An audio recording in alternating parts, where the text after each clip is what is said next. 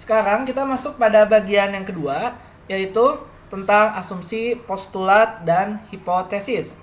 Istilah asumsi, postulat, dan hipotesis sering muncul di dalam literatur penelitian. Tetapi kadangkala masih membuat bingung para penelitinya sendiri. Oleh karena itu, saya akan membahas satu per satu. Yang pertama adalah asumsi.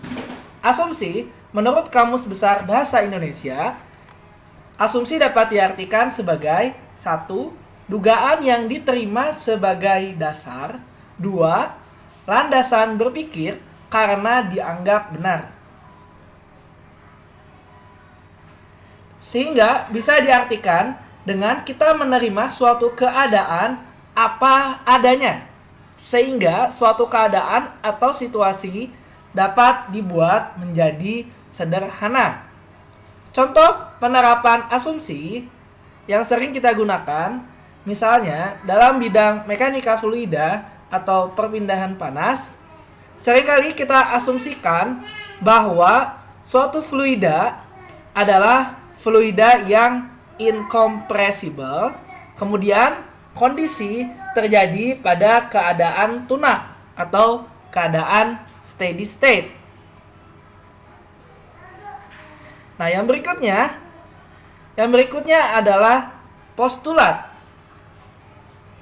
Postulat menurut KBBI, postulat adalah asumsi yang menjadi pangkal dalil yang dianggap benar tanpa perlu membuktikannya. Anggapan dasar, aksioma. Sehingga postulat merupakan suatu keyakinan dari suatu aktivitas ilmiah. Yang sering kita gunakan postulat adalah, contohnya kalau dalam bidang keagamaan adalah tentang keberadaan Tuhan, misalnya keberadaan Sang Pencipta. Itu tidak perlu kita pertanyakan lagi atau tidak perlu kita buktikan kembali.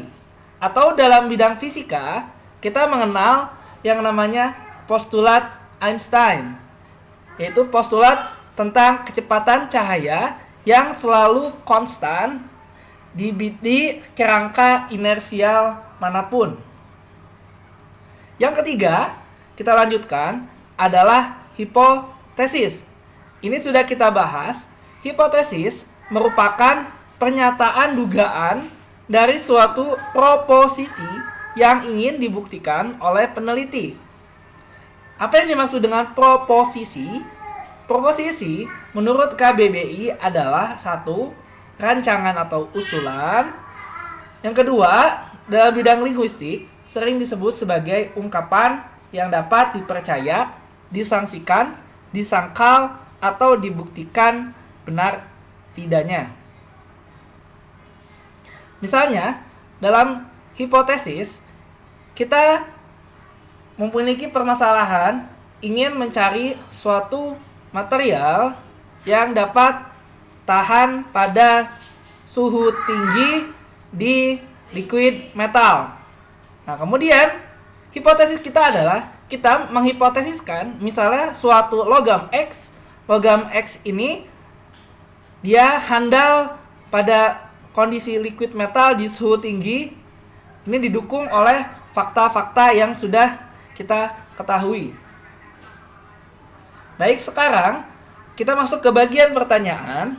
Pertanyaannya adalah, berikan contoh satu buah untuk postulat, asumsi, dan hipotesis dari di luar yang sudah saya jelaskan pada kuliah ini. Terima kasih. Inilah akhir dari bagian yang kedua.